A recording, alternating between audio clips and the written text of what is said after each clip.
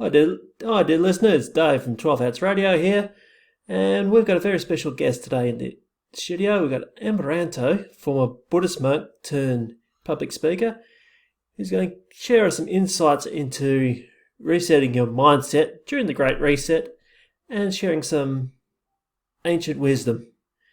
And thanks to the magic of YouTube, he'll be on in 3, 2, 1. Yeah, I can. So my name's Amaranatho, and what I do is I help people stay calm and connected in complex situations, so that they can awaken to their true potential. So I developed the playful monk approach after being a Buddhist monk for 15 years.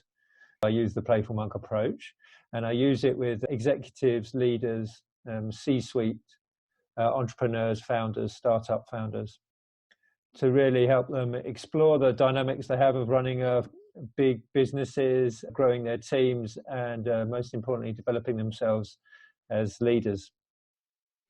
Fantastic. And what advice would you give to my listeners for this, what I consider the Great Reset? To do this. To do this. No, not to do this, but to do this. Yeah. Which is to pause. To pause. Yeah.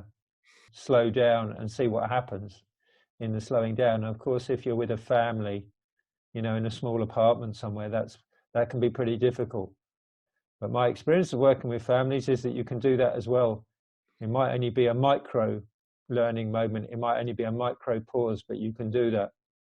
And if you're lucky enough to have more time, and then really to use that gap to slow down and investigate what this is all about, really. So that you can slow down to go fast. Yeah, fascinating. So can you elaborate on that further? Yeah, sure. So the more that you slow down, the more that you investigate, the more that you recognize the pause, of course, the deeper that you can understand yourself. And the further you go into yourself, of course, then the more that you can respond to all the challenges that happens in life. When we're in the fast mode, generally, we're on sort of automatic pilot. We're not in the present moment.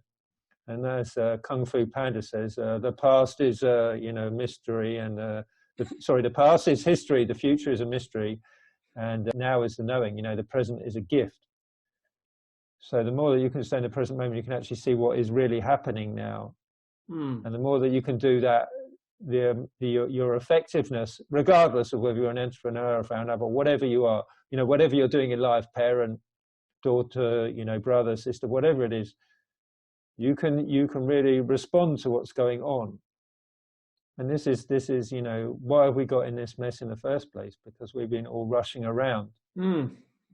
And now we can take a chance to actually just slow down. That's magnificent advice. I really love that Kung Fu Panda quote as well. It's old advice. It's ancient advice. Yeah. And it just gets recycled around until we choose to learn from that, really. And the best way of being in the present moment is to be anchored in your body. The more that you can, so as you slow down, you can recognize more of your body. You can recognize, of course, tension and stress, and you can learn to be with that. And the more that you can learn to be with that, then the easier it is to deal with the stress. And it doesn't compound, it doesn't get more difficult. It actually gets a lot more easier to flow with life. Yeah. So the executives that I'm working with at the moment, I'm not hearing much in my coaching call about stress. What I'm hearing about is, well, we've got a lot of complex things going on. How can I respond to that situation? That's a different place. Yeah. And speaking of, is there much importance of letting go as well? So letting go is a superpower, really. But for most of us in the West, it doesn't really work. And the reason it doesn't work is that our way of letting go is usually trying to throw things away. So we just try to get rid of things. And so whenever you try and get rid of something, they always come back. It's like, hiding something. So it's to try again to understand, the more that you slow down and really understand why you want to let go of something, the easier it is to let go of it. If you don't understand why you're letting it go, why would you let it go? Exactly. Why would you put something down? You wouldn't. No. No. But when you really do understand what it is, then you'll put it down. It's interesting, during this time, a lot of people have put down a lot of thoughts and views and beliefs. Oh, we can't do remote working. Our business is too complicated. All of a sudden it's not, and you can. And they've done that through actually knowing the situation. And a bit lighter subject, once we're on this reset, should we be more pursuing, say, happiness, and rather than say material wealth? Well, for a lot of people, material wealth is happiness, isn't it? It is, yeah. Yeah. So what to do about that, eh? What you're going to do. So it's interesting to think about the word happiness. What does it really mean? What does it mean to be happy? So, for example, I give you one ice cream, and you think, oh, that's nice. And say, oh, do you want another one? You say, oh, yeah, 2. Yeah, that's great. You say, have another one. You give you the third one, you probably think, maybe not. Give you 4, you probably don't want it. Yeah. Yeah, that's happiness, isn't it, for most of us? But the real happiness is understanding about what is real happiness, and that happiness is not for me, from being a monk, is about a happiness which is not dependent on anything external. Nothing external. It's all internal. It's based on being free from those conditions. And the more that you can be free of those conditions, any of them, internal, external, anything, that's true happiness. That's real freedom. So we have to have our thing. We have to have. All of us need some money. We need some things around us. And even have it very nice. But just to know, most of those things are all subject to change, aren't they? Happiness is subject to change. But peace is not where there's change. Peace is understanding there is change. And that's where letting go, you see, they tie together. Yeah. Real letting go. Can you let go of your happiness even? Yeah, well... Would you be willing to do that? Would you be willing to give it up? So, like as a monk, it's about renunciation. They say they're called monks, renounciers. To give up things. But that's a bit of a difficult concept to use in our world. Not being a monk. So you can think about moderation. What would you like to moderate this as part of this great reset that we're having? What are we going to moderate to live on this planet? What are we going to choose in terms of happiness? What are we going to choose in terms of letting go? They're all connected to this thing that's been sort of imposed on us, which is to sort of stop. For some people, it's not stopping really, because life's become so incredibly stressful. But the overall theme, the underlying theme, is, like you said, this reset, to explore what is happiness, what do we want to let go of, how do we want to moderate our behavior. Yeah, well, I think it's exactly right. I think everything's slowing down. I think we all just should be focusing on just what's important in life. And I think that's a really good, strong message that should be coming through to everyone. Because I like to think this reset is like tuning up a car. Of course, it's running beforehand, but now it's a chance just to put it aside, tune ourselves up so we can focus on what's important. And I think this is really, As the mind quietens down, that all comes to the forefront. Yeah. If you don't choose to slow down and don't choose to notice that, then it's difficult to hear that.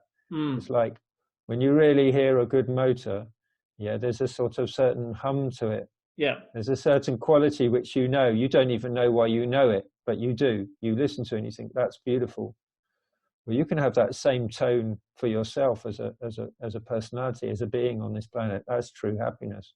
When you hear, when you feel and hear and notice that, that is real joy. That is real joy. And and it comes without shoulds. Yeah. It comes because that's the way we're set up as human beings.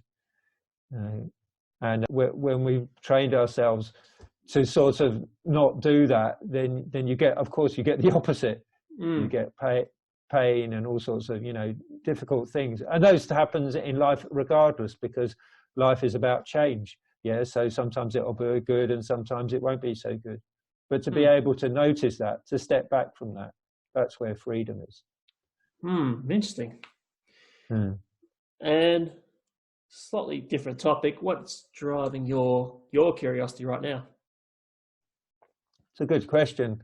I think it's related to this reset, which is actually where are the leaders? Yeah. Where are they?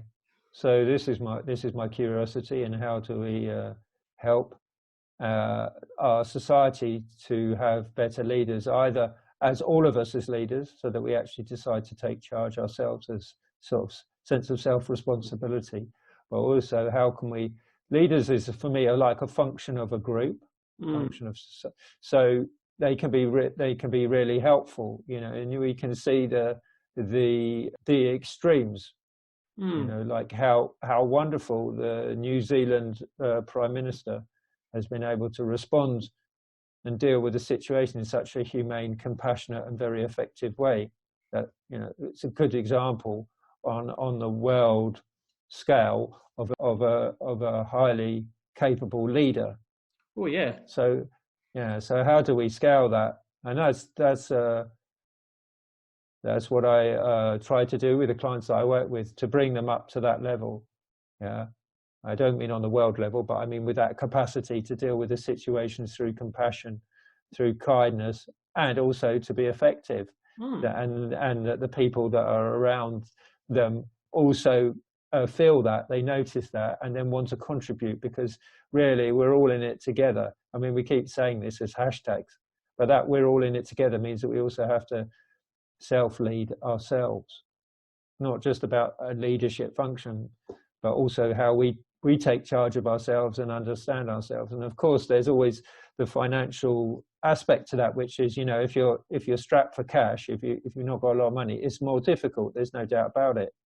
Yeah. So how can we have a fairer society? And that's why partly when I stopped being a monk, I thought by being an executive coach, mindfulness-based executive coach, I could support leaders and other executives to really pass that message on, because like working one-to-one can only do so much, but if you work with a leader or an executive, they've got they're managing big team, big groups of people, they can they can pass that message on.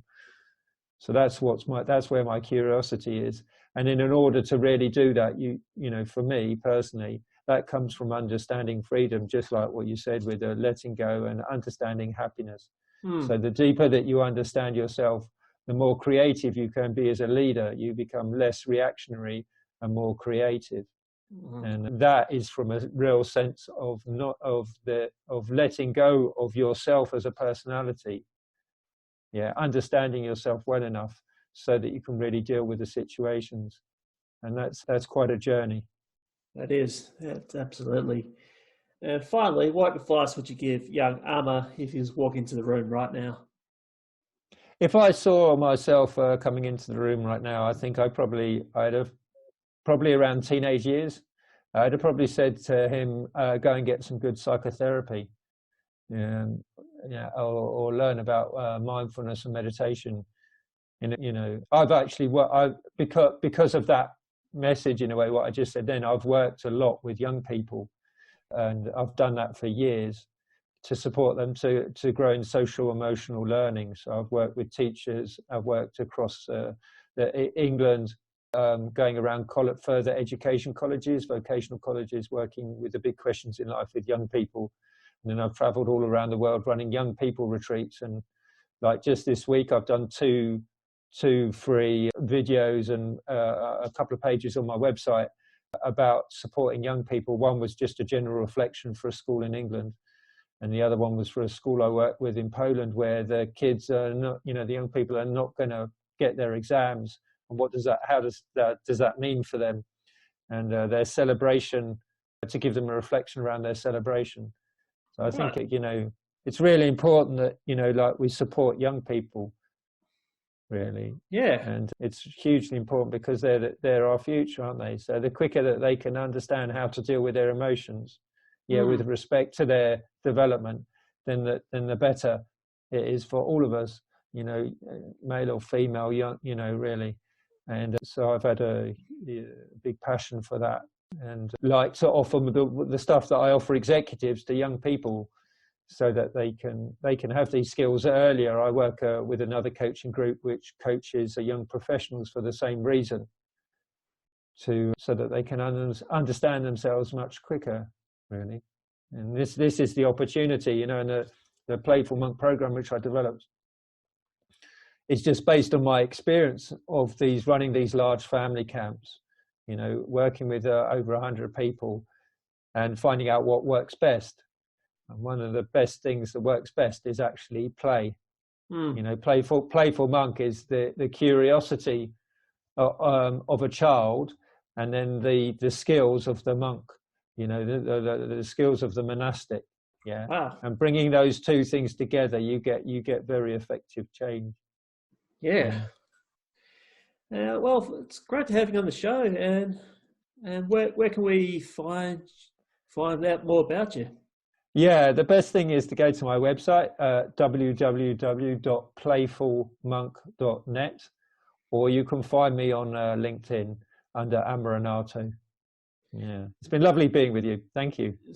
Thank you very much. And this is great value for my listeners, and I hope this will help people reset and get stronger, what I call EQ, going forward into the rebuild. And I think this is a really valuable interview for the whole world. So thank you very much. Thank you. Yeah, that's great. Thanks. No worries.